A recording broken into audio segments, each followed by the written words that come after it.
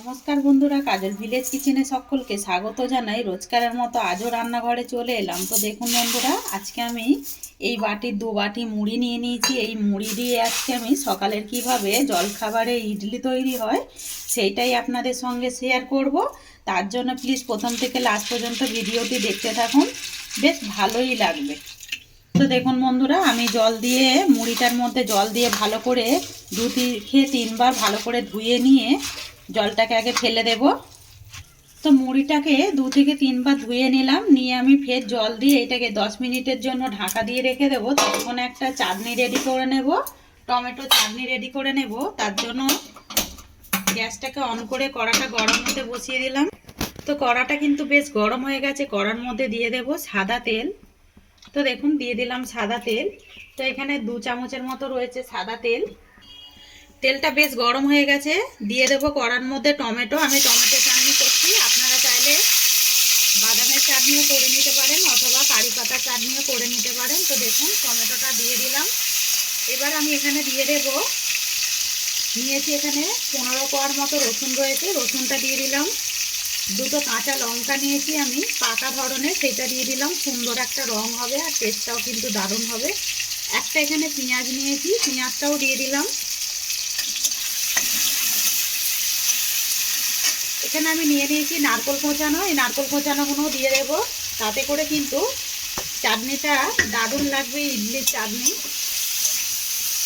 দিয়ে দেবো এর মধ্যে লবণ,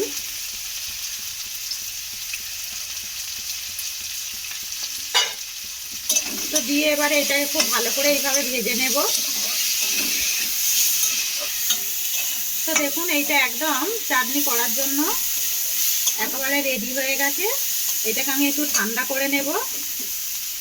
অপরদিকে বেশ 10 মিনিট হয়ে গেছে। 10 মিনিট পর ফিরে এলাম। দেখুন মুড়িটা একদম নরম হয়ে গেছে ভিজে। তো এখানে একটা মিক্সিং জার নিয়ে নিয়েছি, এর মধ্যে আমি মুড়িগুলোকে দিয়ে দেব।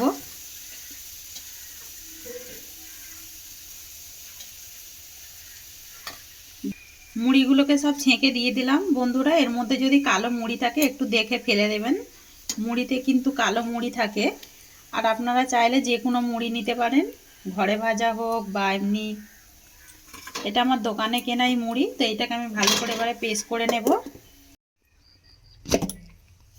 তো দেখুন বন্ধুরা, মুড়িটাকে বেশ ভালো করে আমি মিক্সিতে দিয়ে বেটে নিয়েছি। দেখুন বাটাটা এরকমই হবে। এবার আমি একটা পাত্র নিয়ে নিলাম, মানে একটা যার মধ্যে ব্যাটারটা রেডি করব, এর মধ্যে আমি ঢেলে নেব। তো আমি এখানে মুড়ি যেই ব্যাটারটা রেডি করেছিলাম, মানে ভালো করে মিক্সিতে দিয়ে বেটে নিলাম, এটাকে ঢেলে নিলাম। তো এই বাটি 2 বাটি মুড়ি নিয়েছি বলে আমি এখানে হাফ বাটি সুজি নিয়েছি, সুজিটাও এর মধ্যে দিয়ে দেব। এবারে এখানে দিয়ে দেব আমি এই বাটিরই 1 বাটি টক দই। তো এখানে 1 বাটি সুজি মানে টক দই নিয়ে নিয়েছি, একবার হাফ বাটি সুজি আর 1 বাটি টক দই। এবারে এটা এর মধ্যে দিয়ে দেব। এবারে এই সমস্ত উপকরণগুলোকে একটু মিশিয়ে নেব। তো দেখুন বন্ধুরা, এইভাবে খুব ভালো করে ফেটে নিতে হবে।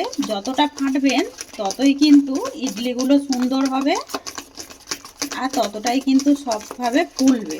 তো দেখুন এইভাবে খুব ভালো করে আমি ফেটে নিলাম।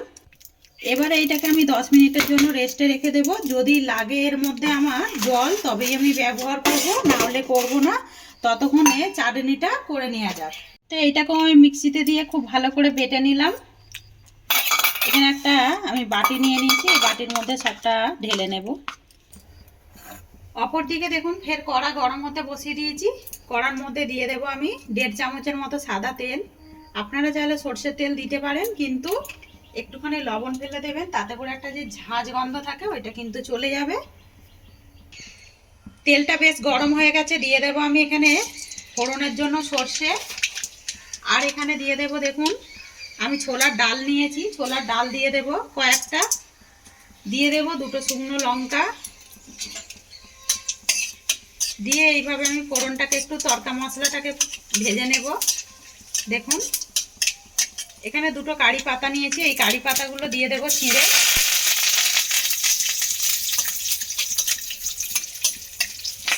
তো দেখুন একদম মশলা রেডি হয়ে গেছে। এবার আমি এই বাটিটার মধ্যে ঢেলে দেব।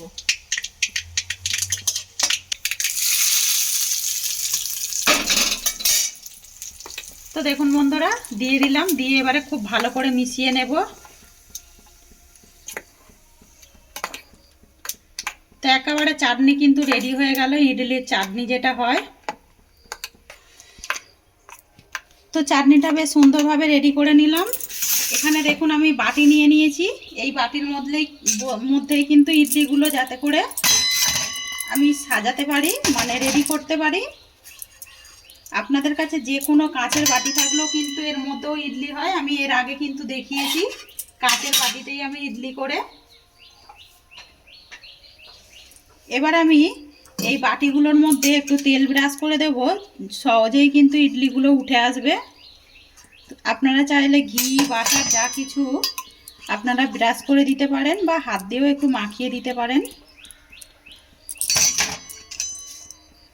তো দেখুন বন্ধুরা আমি 3টে বাটির মধ্যে বেশ ভালো করে মাখিয়ে নিলাম। আগে 3টে বাটিতেই রেডি করব, তারপরে আমি যদি মানে বসাতে পারি তবে আর একটা বাটি রেডি করে বসিয়ে দেব। তো দেখুন সবগুলোই হয়ে গেল। ঠিক আছে 10 মিনিট হয়ে গেছে, আমি ব্যাটারটাকে ঢাকা দিয়ে রেখে দিয়েছিলাম। দেখুন কতটা শুকিয়ে এসেছে, তার মানে অল্প একটু আমাকে জল দিতে হবে ব্যাটারের মধ্যে। তো খুব বেশি দেব না, 3 চামচের মতো জল দিয়ে দিলাম। দিয়ে আমি এটাকে আবারও একটু ফেটে নেব।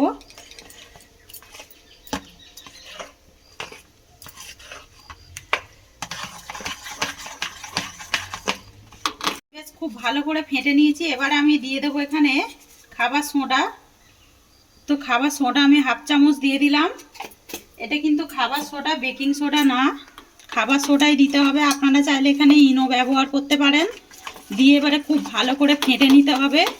তো বন্ধুরা সবসময় মাথায় রাখবেন, একদিক দিয়ে যদি ব্যাটার ফাটা যায় তাতে করে কিন্তু ব্যাটারটা ভালো হয়। দিয়ে দেবো স্বাদ মতো লবণ। আমি কিন্তু লবণের মধ্যে ব্যবহার করিনি, এই লবণ দিয়ে দিলাম। লবণ আর খাবার সোডা দিয়ে খুব ভালো করে ফেটে নিতে হবে। তো দেখুন ব্যাটারটা কতটা হালকা হয়ে গেল আর কতটা ফুলেছে দেখুন। তো মাথায় রাখবেন যাতে করে না ডালা ডালা ভাব থাকে। খুব ভালো করে এইভাবে ফেটে নিতে হবে। তো ফাটা হয়ে গেছে, এবারে বাটির মধ্যে আমি 3টে বাটিতে দিয়ে দেব। তো দেখুন এক হাতা করে নেব, নিয়ে এইভাবে দিয়ে দেব।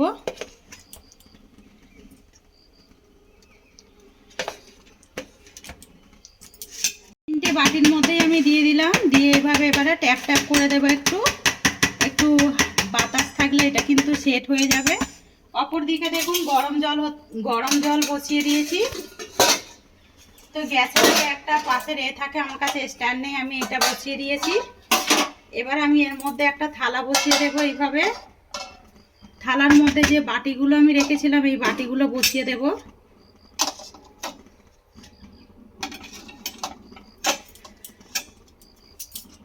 তো দেখুন বাটিগুলো দিয়ে দিলাম, দিয়ে এবারে এটাকে আমি ঢাকা দিয়ে দেব।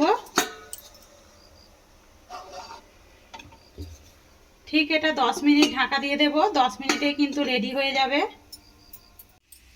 10 মিনিট পর ফিরে এলাম। তো দেখা যাক ইডলিগুলো কিরকম হয়েছে। তো দেখুন বন্ধুরা আমি এক হাতা করে দিয়েছিলাম, এটা কতটা হাফ বাটির মতো হয়ে গেছে। এবার আমি দেখে নেব ঠিকঠাক হয়েছে কি। দেখুন এটা কিন্তু শুকনো হওয়ার পরে একেবারে হয়ে যাবে, একটু নাবিয়ে ঠান্ডা করে নিলেই হয়ে যাবে। এবার আমি এই বাটিগুলো এক এক করে নাবিয়ে নেব।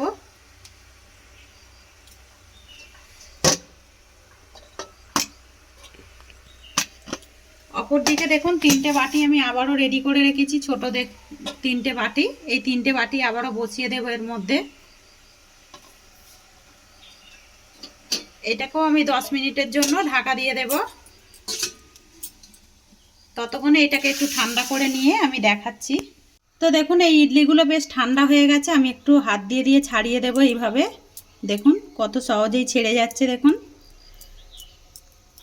তো এইগুলো সবগুলোই একটু হাত দিয়ে এইভাবে একটু প্রেস করলেই কিন্তু ছেড়ে যাচ্ছে, দেখুন কত সুন্দর।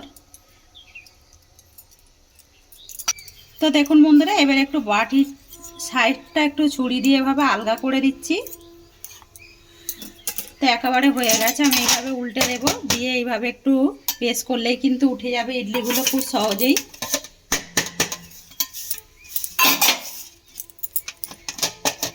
তো দেখুন সব ইডলিগুলোই কিন্তু কতটা সুন্দর হয়েছে আর কতটা জালিদার হয়েছে দেখুন। তো বন্ধুরা এরকম রেসিপি আপনাদের কীরকম লাগলো প্লিজ কমেন্ট করতে ভুলবেন না। একবার হলো বাড়িতে এইভাবে ট্রাই করে খেয়ে কিন্তু কমেন্ট করে জানাবেন যে রেসিপিগুলো কীরকম লাগলো। একেবারে নতুন ইউনিক।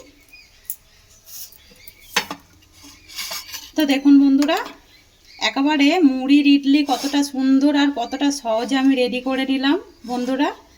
তো এরকম রেসিপি যদি ভালো লেগে থাকে লাইক শেয়ার কমেন্ট করবেন, বন্ধুদের সঙ্গে শেয়ার করবেন আর এই ছোট্ট চ্যানেলটিকে সাবস্ক্রাইবার করে নেবেন। আমার এরকম নিত্য নতুন রান্নার জন্য পাশে থাকা বেল আইকনটি প্রেস করবেন। সবাই ভালো থাকবেন, সুস্থ থাকবেন, ধন্যবাদ। আবারও কিন্তু নতুন ভিডিও নিয়ে আমি ফিরে আসবো।